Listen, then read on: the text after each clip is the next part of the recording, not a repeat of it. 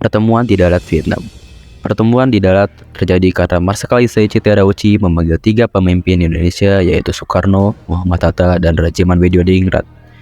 Mereka diterbangkan ke darat yang terletak di sebelah timur Laut Saigon. Tujuan ketiga pemimpin bangsa Indonesia tersebut berangkat ke darat adalah untuk membicarakan kemerdekaan yang dijanjikan oleh Jepang. Ketiga tokoh tersebut dianggap sebagai tokoh yang paling berpengaruh bagi rakyat Indonesia. Ketiganya juga merupakan anggota utama PPKI. Misi menegangkan ke darat dimulai pada tanggal 8 Agustus 1945 menjelang tengah malam. Penerbangannya pun secara rahasia karena situasi saat itu sedang genting. Mereka dikawal beberapa perwira Jepang, namun penerbangan tersebut tidak langsung ke Vietnam. Pada tanggal 9 Agustus 1945 menjelang pagi, pesawat mendarat ke Singapura untuk singgah sejenak dan memantau situasi. Keputusan transit sehari di Singapura ternyata merupakan pilihan yang tepat karena di hari yang sama, kota Nagasaki di Jepang dijatuhi bom atom oleh Amerika Serikat. Perjalanan dilanjutkan keesokan harinya tanggal 10 Agustus 1945. Muhammad Hatta dalam memorinya mengatakan bahwa rombongan para pemimpin Indonesia tersebut beristirahat di Saigon selama 1 hari. Sebelum melanjutkan penerbangan ke darat pada tanggal 11 Agustus 1945, perjalanan dilanjutkan ke darat dan tiba di hari yang sama. Pertemuan ini terjadi pada tanggal 12 Agustus 1945. Marsikal Isaichi Terauchi menjelaskan alasan memanggil ketiga pimpinan Indonesia itu. Marsikal Isaichi Terauchi mengakui bahwa Jepang sudah berada di ujung tanduk. Hancurnya kota Hiroshima dan Nagasaki serta rentetan kekalahan di sejumlah front perang Asia Timur Raya menjadi pertanda kuat bahwa Jepang tak lama lagi akan kalah. Pemerintah Jepang menyarankan agar kemerdekaan Indonesia diproklamasikan setidaknya tanggal 24 Agustus 1945 karena menurutnya waktu untuk melakukan berbagai persiapan sebelum proklamasi kemerdekaan diwujudkan. Ketiga pemimpin bangsa Indonesia tersebut setuju dengan tawaran kemerdekaan dari Jepang. Sementara itu, pada tanggal 10 Agustus 1945, Sultan Syahrir telah mendengar berita lewat radio bahwa pemerintah Jepang akan menyerah pada sekutu setelah bom atom dijatuhkan Amerika Serikat di kota Hiroshima dan Nagasaki pada tanggal 6 dan 9 Agustus 1945.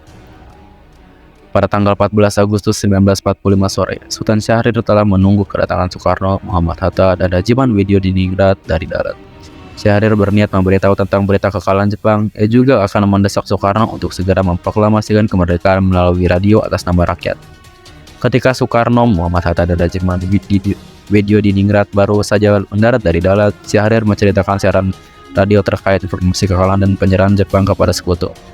Sultan Syahrir mendesak agar Soekarno dan Muhammad Hatta segera memproklamasikan kemerdekaan karena menganggap hasil pertama di darat sebagai tipu muslihat Jepang.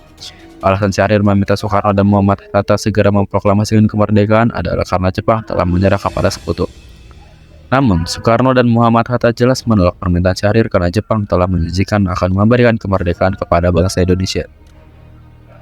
Usul Syahrir yang merupakan bagian dari golongan muda ditolak karena proklamasi kemerdekaan Indonesia diserahkan kepada PPKI.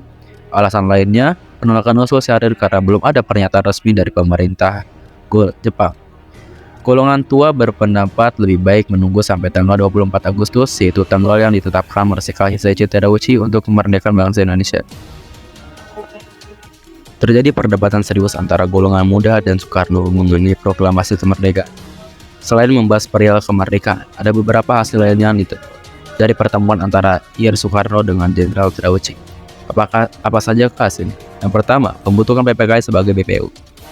BPU PKI setelah menyelesaikan tugasnya, yakni menetapkan dasar negara dan menyusun rancangan undang-undang dasar. BPU PKI dibubarkan dan diganti dengan PPKI atau Panitia Persiapan Kemerdekaan Indonesia. Tentunya tugas PPKI lebih tertuju atau berfokus pada persiapan kemerdekaan Indonesia. Yang kedua, pemerintah Jepang memberikan kemerdekaan kepada Indonesia. Jenderal Terauchi mengatakan jika Indonesia akan diberikan kemerdekaan pada tanggal 24 Agustus 1945, tetapi dipercepat setelah Hiroshima dan Nagasaki dijatuhi bom atom oleh sekutu.